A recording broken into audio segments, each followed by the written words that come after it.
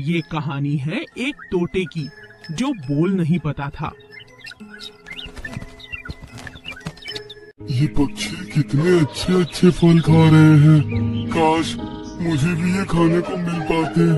पक्षी चिरकुट को देखकर बोलते हैं, अरे देखो देखो, इस चिरकुट तोते को देखो, ये ऐसा तोता है जो बोल नहीं पाता है। मैंने पहले कभी भी ना बोलने वाला तोता देखा ही नहीं। ऐसा तोता भी होता है क्या?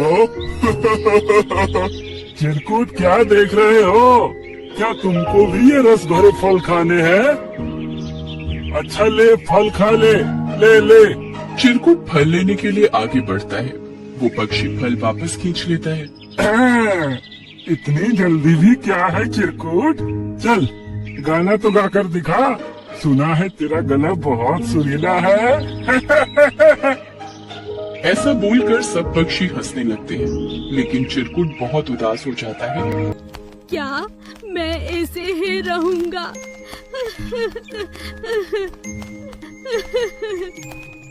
मैंने सारी बातें सुन ली हैं जो उन पक्षियों ने तुमको बोला है, लेकिन तुम बुरा मत मानो। चिरकुट की आंखों से आंसू गिरते रहते हैं। बुरा कैसे ना मानो? लोग मुझे इसी बात का ताना देते हैं कि मेरी आवाज नहीं है।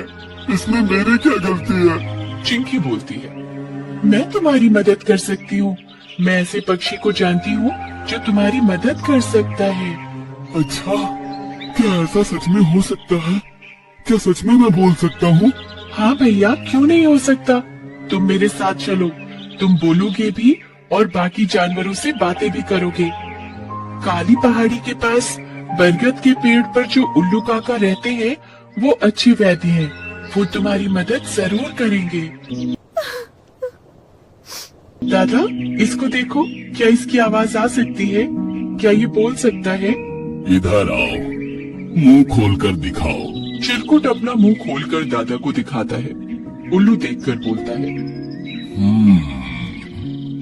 इसकी आवाज इसलिए नहीं आई क्योंकि इसने कभी बोलने की कोशिश ही नहीं की। इसका गला और जीभ तो सही है, लेकिन जाम हो चुकी है। काका, इसके मम्मी पापा बचपन में ही चले गए थे। बाकी तोतों ने इसे अपने साथ नहीं रखा, इसलिए ये बोलना नहीं सीख पाया होगा। बचपन में किसी ने बोलना नहीं सिखाया तभी ऐसा है। इसके इलाज करने के लिए काले शहतूत और काले अमरूद की जरूरत पड़ेगी, जो तुमको लेकर आना होगा। आप उसकी चिंता न करो, मैं लेकर आऊंगी। नहीं नहीं, जिसका इलाज होना है वही काले अमरूद और शहतूत को लेने जाएगा। लेकिन दादा, काले शहतूत का पेड़ जहाँ पर है वहाँ पर कौवे रहते हैं और वो बहुत ही दुष्ट हैं। बाकी पक्षियों को परेशान करते हैं। लेकिन उसको तो वहीं पर ही जाना होगा, दूसरा कोई रास्ता नहीं है। ये कैसी मुसीबत में डाल दिया है। मुझे तो वैसे ही इन कौवों से डर लगता है। अब मुझे उन्हीं का सामना करना पड़ेगा। पेड़ के पास पहुंचकर, अरे, लगता है कोई भी कौवा वहाँ पर है नहीं। जल्दी से शहतूत तोड़कर चलता हूँ। गूंगे तोते, क्या हाल है? क्या तुम चोरी करना भी सीख गए हो? चिरकुट कुछ नहीं कहता और उड़ने लगता है।